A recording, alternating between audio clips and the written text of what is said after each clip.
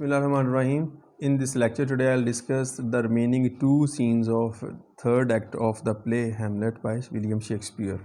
In the third act, the third scene, we see elsewhere in the castle, King Claudius speaks to Rosencrantz and Guildenstern. आपने कल देखा ना कि इससे पहले हमने देखा कि वो ही flees the room while witnessing the enactment of play the mouse trap. तो किंग का अगर हैमलेट के बारे में हम सोच रहे थे कि ज़रूरी नहीं है, कई दफ़ा हम उन चीज़ों को देख के भी गुस्से में आ जाते हैं, तकलीफ़ में आ जाते हैं जो हमारे एक्सपीरियंसेस नहीं होते ड्रामा देखते हुए. तो ये बात हम डिस्कस कर रहे थे इससे पहली किस्त में जो थी कि हो सकता है कि वो वैसे उसको गुस्सा आ गया हो किंग को देख के, जैसे हमें किसी की तकलीफ़ दे के ड्रामा में आ जाता है. कोई ज़रूरी नहीं उसकी अपनी कॉन्शियस बोले मूड नहीं, ये बात नहीं कि उसके चेहरे पे गिल्ट आई या चेहरे पे तकलीफ़ आई, इसका मतलब ये नहीं कि उसने वो काम किया था. कई दफ़ा आपको कोई रोमांटिक सीन देख के आप भी रोमांटिक फ़ील करने लगते हैं, सैड देख के आपको भी सफ़रिंग फ़ील हो सकती है. इसका मतलब नहीं था कि आप वो सचमुच में सफ़र कर रहे हैं. उसको कुछ ऐसा देख के अगर उसको आया तो वो हो सकता गलत भी हो, जिस पे हैमलेट बड़ा है ना एक्सल्ट कर रहा है इस बात के ऊपर. लेकिन वो काम करने के बाद यहाँ से बात पक्की हो जाती है कि Claudius is the murderer of the late king because right after watching the play he call on Rosencrantz and Guildenstern and ask them to kill Hamlet. उसको भी पता चल गया अनकॉन्शियसली कि इसको पता चल गया है. अब उसके पास सबूत कोई नहीं है, लेकिन ये महसूस कर चुका है वो. He is very much convinced of this fact that Hamlet knows the murderer और knows the whole event of the murder of the late king his brother. So, badly shaken by the play and now considering Hamlet's madness to be dangerous, Claudius asks the pair to escort Hamlet on a voyage to England and to depart immediately. जाना फौरी वापस आ जाओ.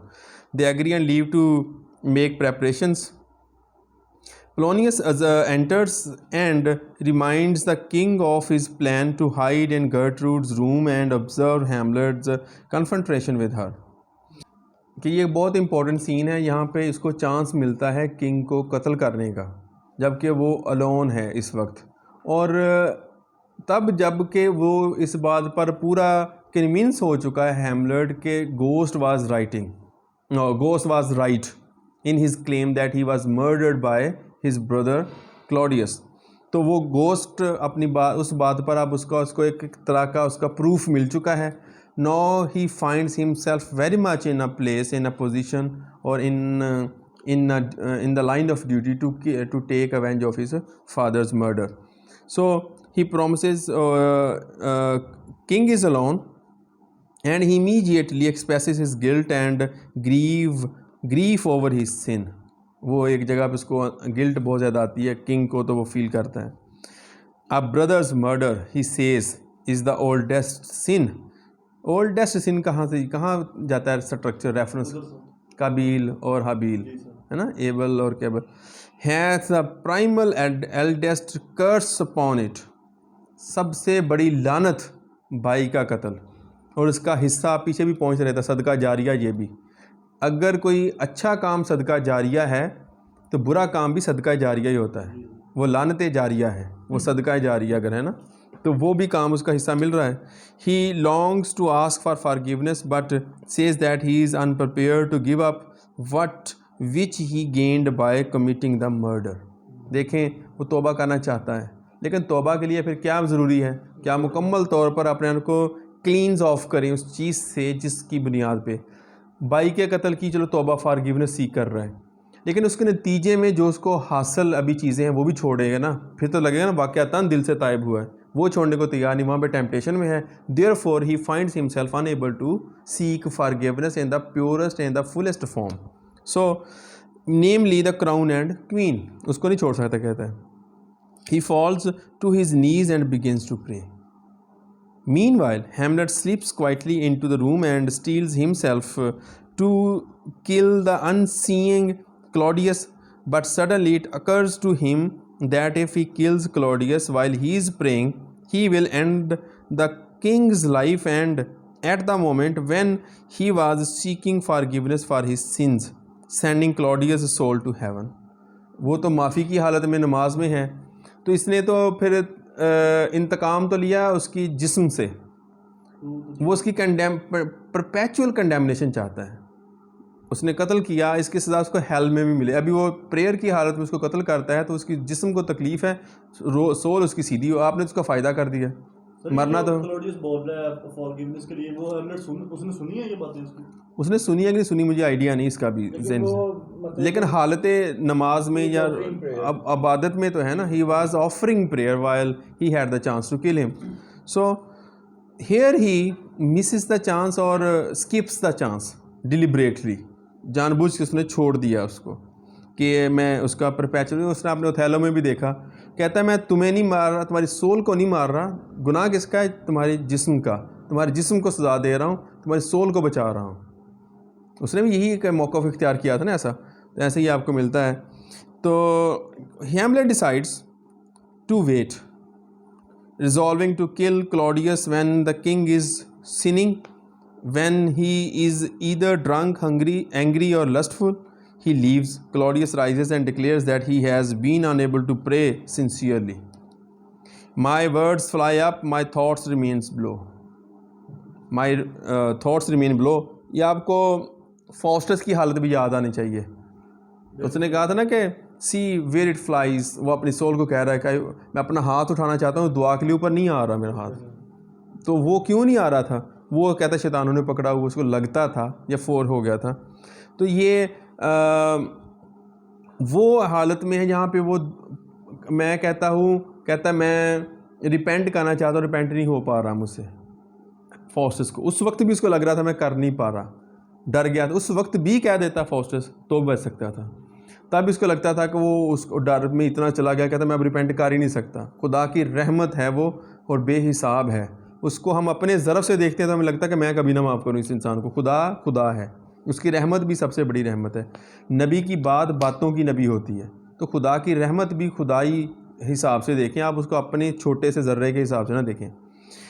इस scene का analysis देखें। The conscious does make covered of a साल। जो conscious होना है ना, वो हम सबको क्या, कॉन्शियस जो होता है ज़मीर, वो हम सबको क्या कर देता है? बुज़दिल बना देता है।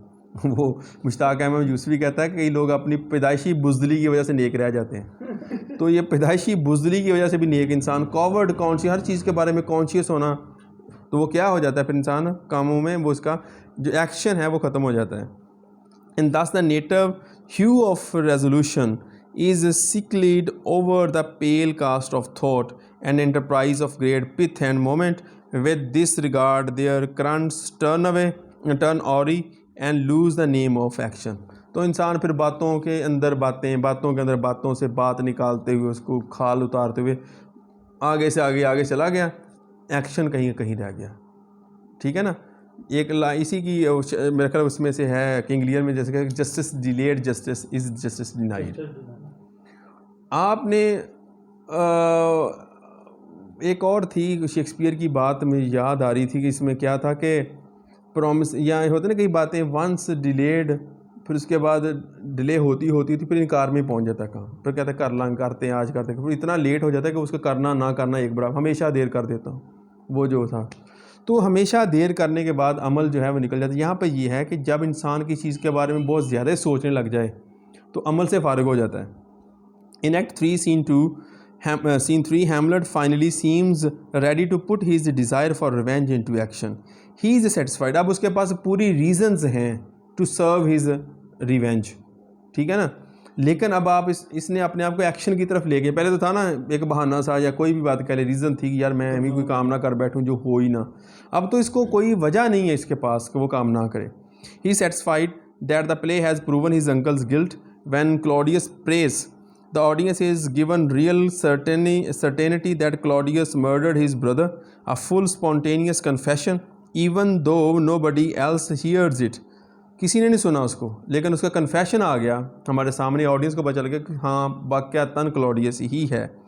This only heightens our sense that the climax of the play is due to arrive but Hamlet waits. अब यहाँ पे पूरा क्लाइमैक्स पे पहुँच चुके हैं, क्लाइमैक्स पे जाके चीज़ें अपने हतमी अंजाम की तरफ जाने लगती हैं। ये कहता वेट कर लेने, थोड़ी सी सिगरेट पी लिया, पर बैठ गया, जो कर लिया। यानी वो हफीज़ जलंधरी एक शाहनामा इस्लाम पढ़े जलसा पूरा भखिया नहीं कहते, पूरा नारे मारे, नारा रसालत और फलां फलां फलां कुछ अल्लाह अकबर के नारे, ये वो इतना गरमा दिया जोश सुना के शाहनामा इस्लाम। तो जब ज़्यादा काम भड़क गया ना, कहता है उनको ना, मजमे को कहता है आप लोग दुरूद शरीफ पढ़ लें, मैं जरा सिगरेट पी लूँ। वो मतलब उस तरफ लगा दिया। On the surface it seems that he waits because he wants more radical revenge. वो ना आखिर तक कई दफ़ा इंसान को इस कदर गुस्सा है, दिल करता है कि इसको कब्र से भी निकाल के ना तो इसके चीथड़े कर दें किसी के। ये इस लेवल पे जाके अपना रिवेंज जो है सर्व करना चाहता है। ये तो बड़ा ऑर्डिनरी रिवेंज है ना, आपने किसी को जान से मार दिया। एक फ़िल्म थी, उसके अंदर ना बहुत बड़े डॉन को पकड़ लाते हैं अनजाने में लोग ना, तो वो जो आया वो जो बंदा था, उन्होंने पकड़ लिया, उनको पता ही नहीं कि कौन है वो। अपने किसी उनका एक और तीसरा चौथा बंदा जिसको पता ना, वो घूमता फिरता बाद में आता और देखता वो सामने बैठा बंदा, तो वो उसको कहता है कि अपना उसने देखा यार डॉन को पकड़ा हुआ है, ये इन लोगों ने इनको पता ही नहीं, आज रात जग्गा डाकू तुम्हारा मेहमान था टाइप बात। वो कहता है वो उसने जाके उसके पाँव पकड़े, सीधे पाँव में गिर गया, कहता मूसा भाई इनको आसान मौत देना। उसने ये नहीं कहा कि मारना नहीं, आसान मौत देना। तो ये आसान मौत के हक़ में नहीं है, ये कोई उसको ऐसी परपेचुअल कंडेमनेशन चाहता है, इस रिवेंज चाहता है जिसका कोई हिसाब ना हो। So he wants a very radical kind of revenge, very cold revenge. About revenge, it is said that revenge is the dish that is best served when it is cold. जितना सर्द किस्म का हो ना रिवेंज, उतना ही ज़बरदस्त। तो ये कुछ ऐसा चाहता है, परपेचुअल कंडेमनेशन। बहरहाल आप यहाँ पे रखें, on the surface it seems that he waits because he wants more radical revenge. Critics such as Samuel Taylor Coleridge have been horrified by Hamlet's words here. He completely oversteps the bounds of Christian morality in trying to damn his opponent's soul as well as kill him. तो कहता है तुम तो एक Christianity के जो morality वो भी तो है ना, चलो सज़ा दी, एक दुनियावी मसला था उसकी दुनियावी सज़ा दें, आप आगे तक क्यों काम लेके जा रहे हैं ना। उसको इधर कत्ल करो, एक तरफ तुम कह रहे हो कत्ल भी करना, और कत्ल भी करना उसके साथ वो भी काम करना है, या फिर कत्ल ना करो छोड़ दो। खुदा के हाथ इंसाफ मिलना ही मिलना ना। फिर जाके अगर इधर इंसाफ चाहते हो तो फिर अगले काम तो बचाओ उन्होंने, एक पासा रख ना। वो नहीं कहता ये काम तो बताता, कहता काम तो मिठा तेज करता हम लड़ने ना। But apart from this ultra violent posturing, Hamlet has once again avoided the imperative to act by involving himself in a problem of knowledge. उसने अपने आप को प्रॉब्लम ऑफ नॉलेज, नोइंग में लाना ही नहीं चाहा। जो जिधर मतलब जाके वो इंसान को होती है ना, वो नोइंग में सफरिंग है। Now that he is satisfied that he knows Claudius' guilt, he wants to know that his punishment will be sufficient. It may have been difficult to prove the former, but how can Hamlet ever hope to know the fate of Claudius' immortal soul? उसको क्या पता कि आगे क्या है, वो किस चक्कर में वो ये सारा कुछ कर रहा है। ये तो एजेंसी को सीज करने की कोशिश कर रहा है ना, God like agency. Hamlet poses his desire to damn Claudius as a matter of fairness. His own father was killed without having cleans his soul by praying or confessing. उसको तो नहीं ऐसी प्रेयर की हालत में मारा गया ताकि वो प्रेयर में मारा जाए और सीधा जन्नत में जाए, तो इधर वो ऐसा भी नहीं करना चाहता। और why should his murder be given the chance, या उसको फिर वो क्यों चांस मिले। But Hamlet is forced to admit that he doesn't really know what happened to his father, remarking how his audit stand who knows save heaven. उसका क्या हालात हैं, वो हेल में है या कि हेवन में है, nobody knows, heaven knows, अल्लाह ही जाने। तो उसका नहीं पता क्या होगा तेरा अंजाम जाने, वो कहता राम जाने। तो वो राम जाने में हो गया, वो तो खुदा जाने उसका अंजाम क्या है। इसके बारे में आप बड़े कन्फर्म हैं, उसका पता नहीं है। The most he can say is that in our circumstance and course of thought, 'tis heavy with him. The Norton Shakespeare paraphrases in our circumstance and course of thought as in our indirect and limited way of knowing on earth. हमारा limited ही है ना यहाँ पे knowledge on earth, जो इसकी तरफ इशारा है, जो इंसान की जो एक नाअहलियत कह लें या क्या है कि जिसमें वो पूरा नहीं जानता लेकिन प्रिटेंड करता सब जानने का. Having proven his father's guilt to himself against all odds, Hamlet suddenly finds something else to be uncertain about. At this point, Hamlet has gone beyond his earlier need to know the facts about the crime and now craves metaphysical knowledge of the afterlife and of God before he is willing to act. देखें, पहले इसके पास बहाना था कि वो जो ghost है उसने मुझे बताया, मेरे पास कंफर्म नहीं है. अब वो कंफर्मेशन हुई है तो अब आइंदे का सोचना शुरू कर दिया कि आइंदा क्या बनेगा. एक और बहाना सा उसने सोच लिया एक तरह से, ना इन एक्शन की तरफ. इसके he is more prone to inaction, procrastination. हर वक्त सोचो विचार में ऐसी बात सोच रहे हैं, छोटी सी बारीक सा नुक्ता निकाल के उसके ऊपर अब पकड़ के बैठ रहे हैं. इन एक्शन ही सुस्ती डाल देनी है अपनी बात के अंदर. In case of the to be or not to be soliloquy, we saw that his philosophizing can be a way for him to avoid thinking about or acknowledging something more immediately important. In that case, his urge to kill himself. ये जो immediate action है उसको नहीं, एक philosophy के अंदर जाके ऐसे ऐसे क्वेश्चंस के ऊपर जाके ज़्यादा गौर करना शुरू कर देता है. इमीडिएट एक्शन को अपने आप को उधर नहीं लेके आता. Is Hamlet using his speculation about Claudius soul to avoid thinking about something in this case? Perhaps the task he has. आपने साइको एनालिसिस के अंदर वो पढ़े हैं ना, वो जो सारे क्या हैं वो डिफेंस मैकेनिज़्म जो है, तो डिफेंस मैकेनिज़्म तो नहीं एक बात को अवॉइड करने के लिए किसी और को ले आता है, ये वो सारा कुछ.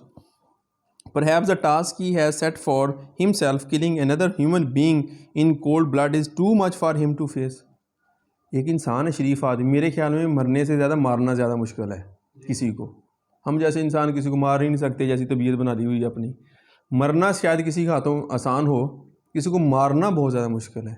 क्या इसने भी कोई ऐसा काम का कह तो बैठा है कि मैं करूँगा, रिवेंज उसके ऊपर इम्पोज कर दिया गया उसके बाप की तरफ से. एक लो हैमलेट रिवेंज, ये बाप की सादतमंदी में चल तो पड़ा है लेकिन काम करने के काबिल नहीं है वो वाला. उसकी it is too much for him to kill someone. He is a poet first of all, a scholarly person. Whatever it is, the audience may once again get the sense that there is something more to Hamlet's behavior than meets the eye. कुछ तो है ना, कुछ है इसके अंदर कोई ऐसी बात. That Shakespeare is able to convey this sense is a remarkable achievement in itself, quite apart from how we try to explain what Hamlet's unacknowledged motives might be. कई बातें हैं, कई मोटिव्स हैं जिनको ये जानता नहीं है, समझता नहीं है, लेकिन हम तक वो कन्वे हो रही हैं साइलेंटली. ये शेक्सपियर की मास्टरी है अपनी कैरेक्टराइजेशन की और डिपिक्शन की. थर्ड एक्ट का फोर्थ और लास्ट सीन है.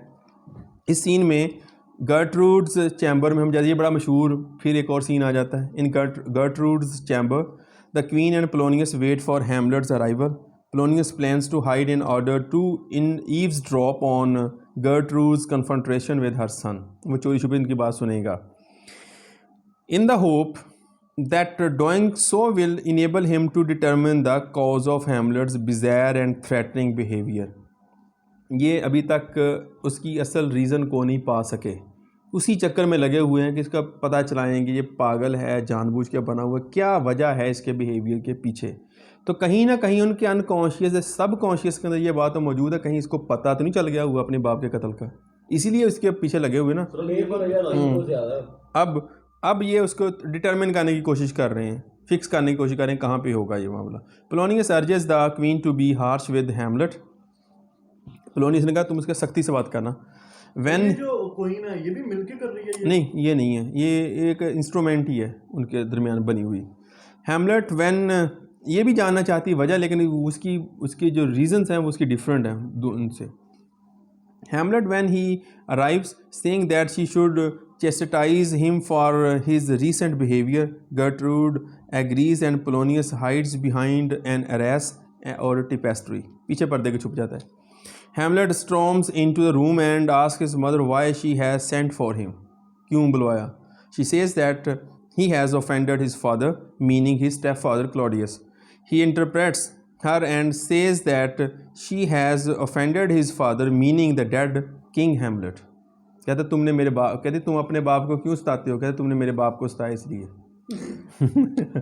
तो उसका मतलब वो वाला बाप था, इसका मतलब ये वाला बाप था.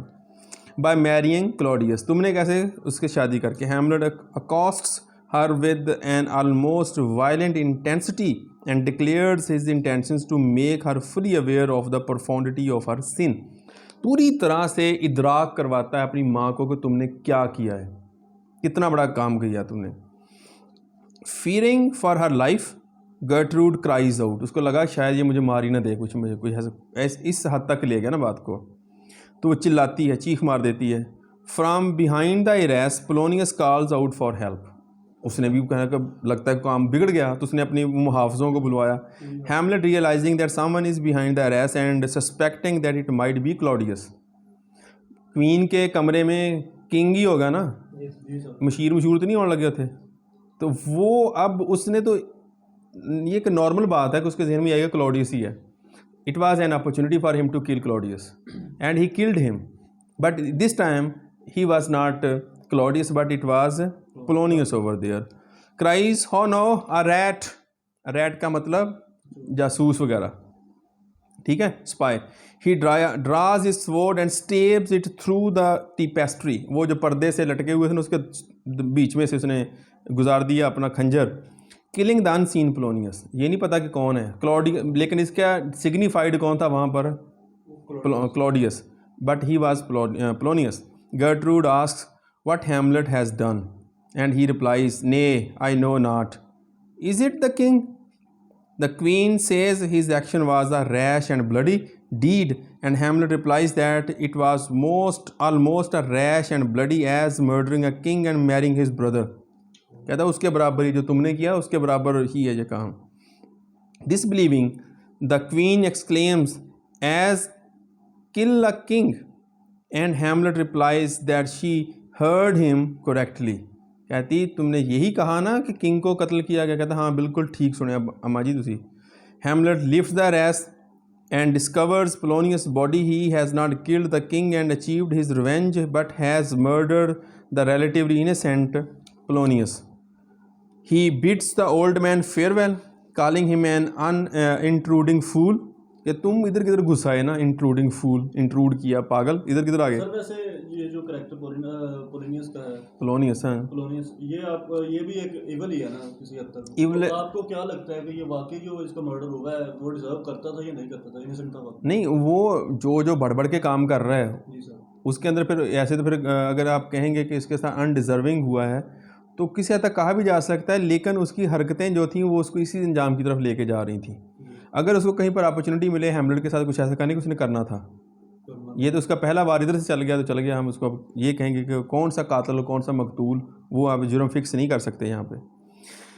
अब he has murder but murder the relatively innocent Polonius. He bid, उसको कहता है, बिड करता है farewell.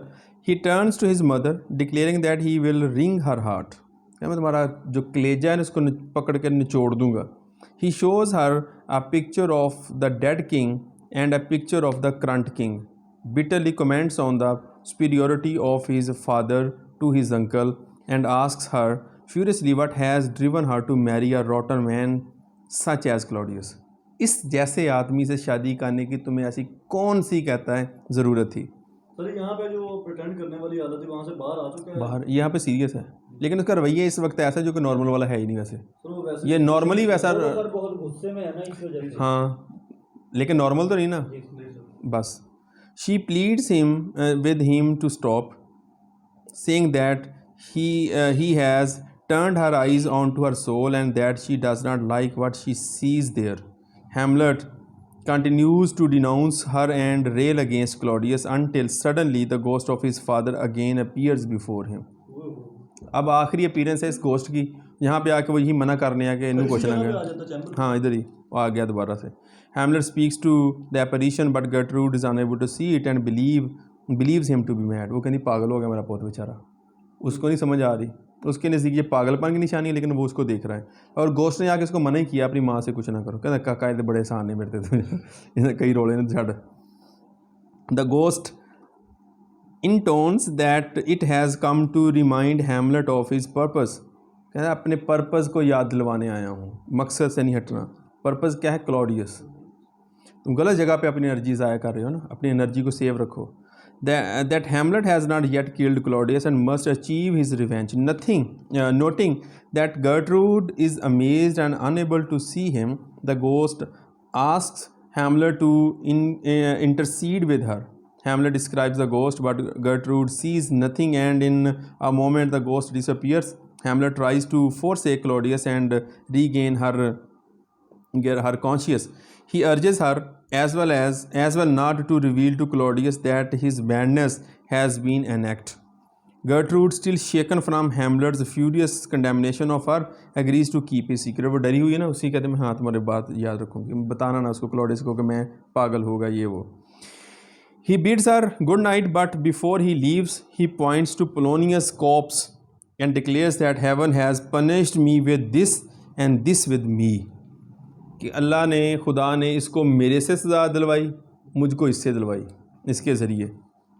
Hamlet reminds his mother that he must sail to England with Rosencrantz and Guildenstern, whom he says he will regard his suspicion as though they were poisonous snakes, since he assumes that their loyalties are with Claudius। को पता है Claudius के साथ मिले हुए हैं, तो इसको अपने पॉइजनस फ्रेंड्स स्नेक्स कह रहा है उनको। कैसे पता चलता? वो अपनी इंसाइट भी रखता है, बाकी उनके हरकतों से पता लग गया ना इसको। Claudius with Claudius not with him, dragging Polonius' body behind him, Hamlet leaves his mother's room। तो ये बड़ा ही इंपॉर्टेंट सीन है इस प्ले का, एक्ट थर्ड का फोर्थ और लास्ट सीन है। इसका एनालिसिस देखें। What is Hamlet trying to do in his confrontation with his mother? क्या मकसद इस लड़ाई का? या तो मारना चाहता है उसको, क्या करना, रियलाइज़ करवाना चाहता है, क्या चाहता है, या कोई और वजह है? It is possible that he wants her to confirm her knowledge of Claudius crime. ये भी वजह हो सकती है, क्लॉडियस के क्राइम वो भी मान जाए, हाँ तुम्हारे इस चचा ने ये किया, पता चल जाए, to provide further proof of his guilt. Further, और it may be that Hamlet wants to know whether she was complicit in the crime, कि क्या वो उसकी कंप्लिसिट, उसकी कनाइमेंट से हुआ है सारा काम, उसमें उसकी शमूलियत थी इस काम के अंदर, कत्ल वाले में, कि नहीं। और he may feel that he needs, ये कहावत है ना, इटालियन कहावत है, tell a lie and find a truth. एक कहावत है Italian, tell a lie and find a truth, मतलब कि बोले से बन के असिमिलेशन डिसिमिलेशन के थ्रू आप अपना काम कर सकते हैं। अब वो भी यही काम करने की कोशिश करता है। आपने एक ऐसी तरफ बात को चला दिया, दूसरे से एक मीनिंग नोट कर रहे हैं, उसका क्या मतलब आता है। Feel that he needs her son on his side if he is to achieve justice. तो while all of these are possibilities, what Hamlet actually does is urge his mother to repent, choosing Claudius over his father. ये भी चाहता है कि वो अपनी माँ इस बात के अंदर नदामत महसूस करे कि मैंने गलती कर ली है उस आदमी को से शादी करके। More over specifically he repeatedly demands that she avoid Claudius bed. उसको तकलीफ़ है क्लॉडियस के साथ बेड शेयर करने से अपनी माँ के। ये एडिपस कम्प्लेक्स की स्ट्रेंस यहाँ पे आ गई ना, यहाँ पे वही जेलसी है ना, वो वाली जो है बाप के साथ बेटे की। तो वो चाहता है कि इसको नदामत हो जाए और वो प्योरीफाई से हो जाए। ये भी हो, और उसके बाद वो उसको तकलीफ़ ये भी है ना, उसके बाप का बेड जो है that is being polluted by that other person, तो वो मसला भी है। Actually he is much more specific. He tells her not to let Claudius arouse her by fondling her neck, not to say within his semen, क्या है ये, semen infested sheets. बड़ी ये साइकोलॉजिकली बात निकाली उसने, semen infected sheets and other shockingly graphic details. मतलब कि इस बेड से मैं पैदा हुआ था, ठीक है ना, अब किंग हैमलेट के ज़रिए इसकी बर्थ हुई है, तो यहाँ पर कभी मैं था, इस बेड की पैदावार हुई है खुद। तो वो नहीं चाहता कि उसी में बेड में वो जो वेडलॉक प्रैक्टिसेस हैं वो हो रही हों किसी और शख्स के साथ, उसकी माँ की, तो उसको एक अपनी गैरत पे ले रहा है और मामला भी चलता है। और ये बड़ी ही इंसेस्टुअस और एरोटिक कह लें कि और ग्राफिक लस्टफुल डिटेल्स आ जाती हैं यहाँ पे। शीट्स का जिक्र तो थैलो कैन पे भी है, वही शीट्स, वही बेड वगैरह के। This is another point in the play where audiences and readers have felt that there is more going on in Hamlet's brain than we can quite put our fingers on. चंद एक बात हमें नज़र आ रही है ना, इसके अलावा भी उसके जहन में कितना कुछ आगे तक जा रहा है। Sigmund Freud wrote that Hamlet harbors an unconscious desire to sexually enjoy his mother. उसकी तो ये बात भी है। हैमलेट के बारे में उसने बात की सिगमंड फ्राइड ने खुद, कि वो अपनी माँ के साथ सेक्सुअल इंजॉयमेंट भी चाहते हैं। इंसेस्ट यहाँ पे आ गया। Freud maintained that all man unconsciously desire their mothers in this way, जैसे एडिपस कम्प्लेक्स का नाम हम देते हैं। And he called this the Oedipus complex after the character in Sophocles' play who unwittingly murders his father and has several children by his own mother. Whether or not Freud was right about this is as difficult to prove as any of the problems that Hamlet worries about. जैसे हमें कई उसकी problems का नहीं, पागल है नहीं है क्या है, इसलिए ये बात भी साबित करना मुश्किल है। But his argument is in regard to Hamlet is quite remarkable. लेकिन इस तरफ से इसका रिमार्केबल है ये। He says that while Oedipus actually enacts his fantasy, उसकी तो हो गई थी ना काम अनकॉन्शियसली, फैंटेसी सब में होती है, उसकी अनकॉन्शियसली हो गई थी, अननोइंगली हो गया ना उसका एडिपस का। Hamlet only betrays the unconscious desire to do so, इसकी सिर्फ अनकॉन्शियस डिज़ायर ऐसा करने की इन हकीकत में नहीं है। हैमलेट इज़ दस quintessentially modern person because he has repressed desires. Modern लोगों ने दबा ली हुई हैं, उसकी हो गई थी, इसलिए वो एक मॉडर्न है इस लिहाज से, एडिपस कम्प्लेक्स के हिसाब से। Though Gertrude's speech in this scene is largely limited to brief reaction to Hamlet's lengthy denunciations of her, it is our most revealing look at her character as the scene progresses. Gertrude goes through several states of feeling. She is haughty and accusatory at the beginning. शुरू में तो बड़ा गुस्से से उसने इल्ज़ामात भी लगाए ना हैमलेट के ऊपर। Then afraid that Hamlet will hurt her. Shocked and upset when Hamlet kills Polonius, overwhelmed by fear and panic as Hamlet accosts her, and disbelieving when Hamlet sees the ghost. ये सारे reaction है सारी मुलाकात के अंदर उसके। Finally, she is contrite toward her son and apparently willing to take his part and help him. माँ के तौर पे, जैसे लगता है ना माँ अपनी बात बेटे की बात में आ गई। For Gertrude, then the scene progresses as a sequence of great shocks, each of which weakens her resistance to Hamlet's condemnation of her behavior. Of course, Gertrude is convinced mainly by Hamlet's insistence and power of feeling, illustrating what many readers have felt to be her central characteristic, her tendency to be dominated by powerful men and her need for men to show her what to think and how to feel. ये एक patriarchal भी need है यहाँ पे।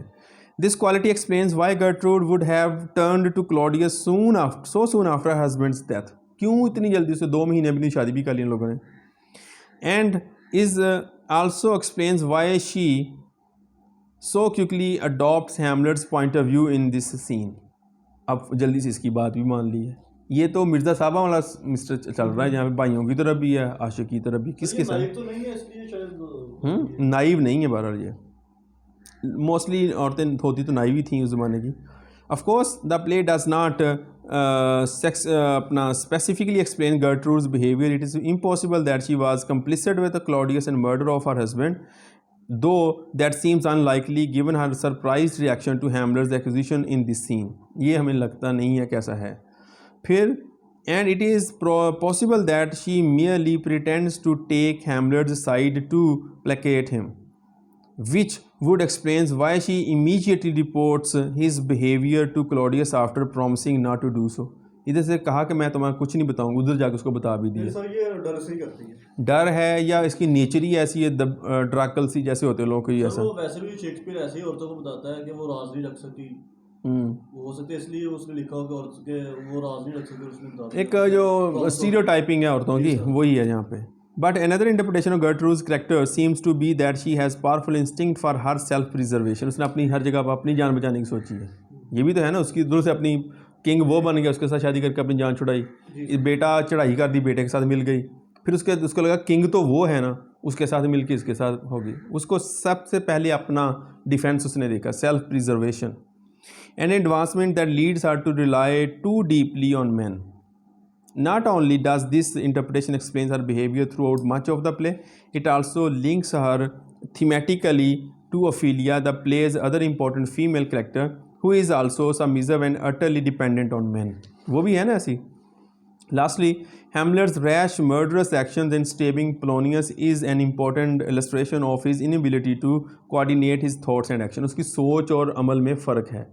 अचानक impulsively ये काम कर दिया, इम्पल्सिवली ये किया है. यहाँ पे सोचो विचार में पड़ा हुआ था, वहाँ पे कुछ हो नहीं सर रहा, वैसे इतना सोचता है लेकिन उसको होता कुछ नहीं है. सोचा ही यहाँ पे उसके बगैर करना कर लिया या गलत करे जो भी है. एक मैच था मोहाली में, इंडिया में पाकिस्तान इंडिया का. अफरीदी ने पहली गेंद छक्के से शुरू किया काम, 47 बॉल्स में सेंचुरी की, दूसरी हाईएस्ट सेंचुरी थी, तेज़ सेंचुरी तब की. यानी 99 पे जाके इसने, जब 98 पे था तो बड़ी बुरी सी शॉट खेल के चौका लगा के उसमें सेंचुरी की इसने, जैसे इसकी आदत थी.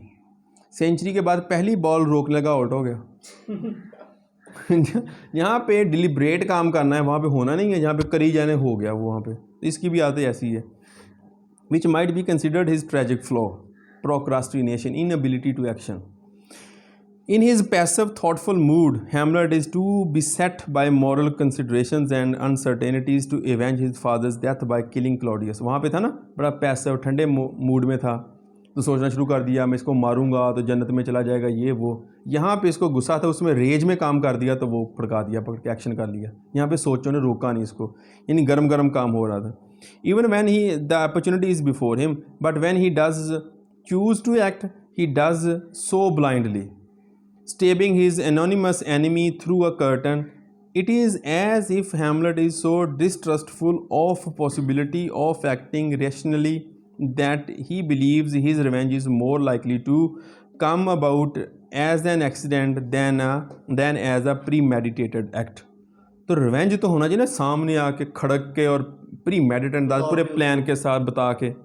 ये चाहता कि मुझसे हो जाए बस काम, उस अंदाज में इसने करवाना चाहता है बस हो जाए, जान छूटे हो ना.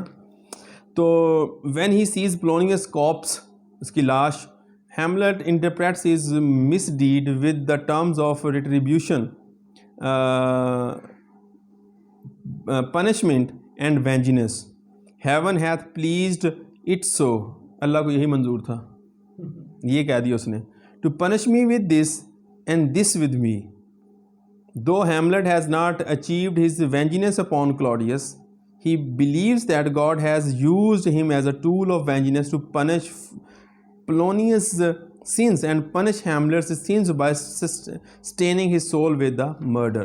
यानी punish me with him and he with me, क्या मतलब उसका हुआ कि मुझे सज़ा मिली कि मैंने इसको कत्ल कर दिया, मेरा हाथ दागदार हो गया, खूनी हो गया मैं. उसको ये कि उसकी हरकतों की सज़ा मेरे ज़रिए मिल गई, हम दोनों ने एक दूसरे की सज़ा भी बन गए, ये सारा कुछ भी हो गया. So this was our last act, part of the third act of the play Hamlet. Next we will be discussing the next act of the play. Thank you very much.